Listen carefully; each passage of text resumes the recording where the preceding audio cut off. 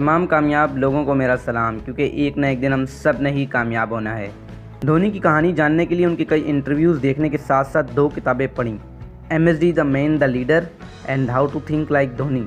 धोनी की कहानी जानने के बाद और धोनी को समझने के बाद समझ में आता है कि धोनी इंडियन के आज तक के सबसे बेस्ट कैप्टन रहे, और ये वो कैप्टन रहे जिनके बहुत बड़े बड़े सेलिब्रिटी भी फैंस थे। मसलन जॉन इब्राहिम कहते हैं कि धोनी बहुत ही जिम्मेदार इंसान है, ना सिर्फ अपनी फैमिली के लिए बल्कि अपने मुल्क के लिए। दूसरी तरफ सलमान खान कहते हैं कि अगर मैं इंडियन टीम में किसी का फ़ैन हूं तो वो धोनी। इसी तरह अगर उनका इंटरनेशनल करियर देखा जाए तो पता चलता है कि धोनी ने अपने रिफ्लेक्सेस और ऑर्थोडॉक्स कीपिंग की वजह से कई इंटरनेशनल बैट्समैन को पेविलियन की राह दिखाई। इसी तरह बैटिंग में भी धोनी का कमाल का रिकॉर्ड है कि 50 मरतबा नॉट आउट रहते हुए उन्होंने चेस किया, जबकि 2 मरतबा ऐसा हुआ कि वो नॉट आउट रहे लेकिन चेज ना कर पाए। इसका मतलब ये कि अगर धोनी पिच पर हों तो जीतने की परसेंटेज 99.96% बढ़ जाती है। दरअसल धोनी ने ये वर्क एथिक बनाया कैसे? अपने माइंडसेट के ज़रिए, यानी काम माइंडसेट के ज़रिए। धोनी किसी भी पोजीशन में हो हमेशा सुकून में रहते हैं। ऐसा क्यों? आइए उनके वर्क एथिक से जानते हैं। पहली सीख जो हमें धोनी से सीखने को मिलती है वो है सिंपल थिंकिंग। धोनी हमेशा काम रहते हैं और चीज़ों को बहुत ही आसानी से लेते हैं। इसी वजह से वो आज तक के इंडिया के सबसे बेस्ट कैप्टन रहे हैं। राहुल द्रविड़ एक इंटरव्यू में कहते हैं कि जब कभी भी हम में से कोई भी इंडियन कैप्टन बनता तो हम पर बहुत प्रेशर होता और वो तमाम का तमाम प्रेशर हम टीम पर लगाते। लेकिन धोनी ऐसे कैप्टन थे कि जो ना सिर्फ खुद रिलैक्स रहते थे बल्कि उनके इर्द गिर्द के प्लेयर भी उनके साथ बैठकर रिलैक्स रहते थे। धोनी के दोस्त पांडे कहते हैं कि धोनी 2 घंटे पहले ही गेम के बारे में सोचना शुरू करता है और फिर फ़ौरन गेम ख़त्म होने के बाद अपना दिमाग उससे स्विच ऑफ कर लेता है। दरअसल धोनी का मानना है कि सोचने के लिए 2 घंटे लगते हैं जबकि परेशान होने के लिए 20 घंटे।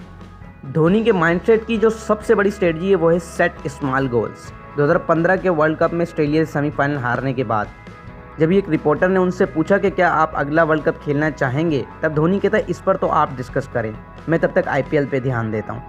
नेपोलियन हिल अपनी किताब थिंक एंड ग्रो रिच में कहते हैं कि people define goals and action define people, यानी जैसा आप गोल बनाते हो और उस गोल को पूरा करने के लिए जैसे एक्शन लेते हो वैसी ही आपकी ज़िंदगी होती है। धोनी कहते हैं कि मैं दूर की सोचने में वक्त नहीं गंवाता और अपने दिमाग में ख्यालात की भीड़ जमा नहीं करता। हाँ, आपको अंदाज़ा होना चाहिए कि आपको जाना कहाँ है, लेकिन आपका पूरा फोकस सामने वाले गोल पे होना चाहिए। You must focus the imminent future. Dhoni कहते हैं कि बड़े गोल्स को छोटे गोल्स में तोड़ने का फ़ायदा क्या है कि आप इसके लिए क्लियरली थिंक कर सकें और साथ साथ प्रैक्टिकल स्ट्रेटजी बना सकें। धोनी कहते हैं कि मैं मैच की आखिरी बॉल के बारे में नहीं सोचता बल्कि उस बॉल के बारे में सोचता हूँ जो सामने आने वाली है। अगली चीज़ जो धोनी में देखने को मिलती है वो है नो डिस्ट्रैक्शन। धोनी के फादर ने बहुत मेहनत की। वो एक किसान होने के बाद आहिस्ता आहिस्ता मेहनत करने के बाद मैकेन कंपनी के अंदर सुपरवाइज़र लगे। वो चाहते थे कि उनके बच्चे पढ़ लिख कर गवर्नमेंट जॉब में दाखिल हो जाएं, लेकिन धोनी के सपने अलग थे। धोनी हमेशा खेल कूद में लगे रहते हैं। उनके फादर कहते हैं कि इसके लिए धोनी को डांट भी पड़ती थी, धोनी को बहुत बुरा भला भी कहता था, लेकिन एक चीज़ थी जो धोनी को सबसे अलग करती थी, वो थी नो डिस्ट्रैक्शन। इस लड़के को जब भी टाइम मिलता है ये पढ़ाई के लिए टाइम निकाल लेता है, इसलिए कभी भी इसको पढ़ाई में हमसे मार नहीं खानी पड़ी, बल्कि जैसे ये खेलता था वैसे वैसे ये पढ़ता भी था।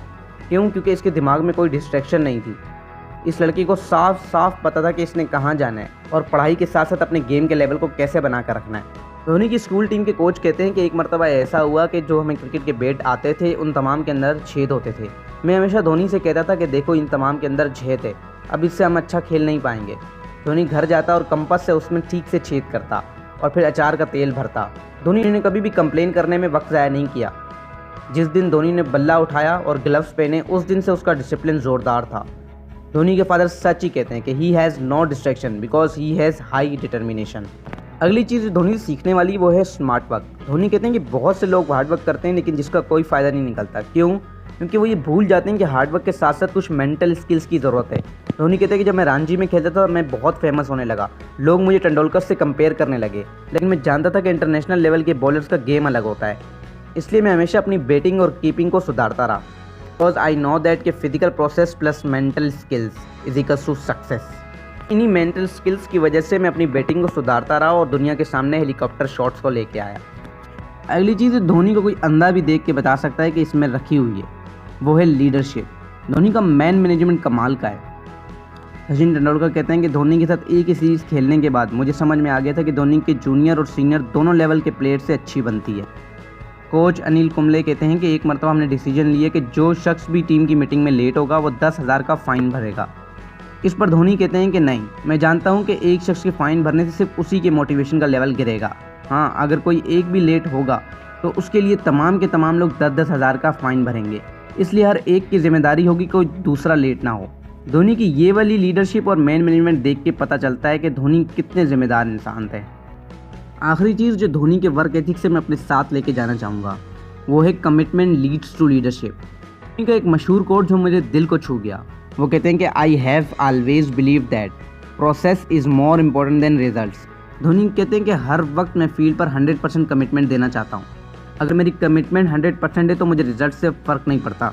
असल दोस्तों, हमारी टीम और हमारे दोस्त हमारे नज़दीक इतने ही जिम्मेदार होते हैं जितने हम अपने गोल्स को लेकर उनके लिए होशियार होते हैं। बेस्ट फ्रेंड्स भी कहते हैं कि अगर आप धोनी के साथ बोर्ड गेम खेलने बैठेंगे तब आपको सच में सीरियस में खेलना पड़ेगा, क्योंकि धोनी कुछ भी हल्के में करने को तैयार नहीं होते। दोस्तों, ये थे वो धोनी के तमाम वर्क एथिक और सिंपल थिंकिंग जिन्हें हम अपनी ज़िंदगी में उतार कर प्रैक्टिकल ज़िंदगी को बेहतर बना सकते हैं। फिर मिलेंगे आपसे एक अगली वीडियो में, तब तक के लिए अल्लाह हाफिज़ और नासिर।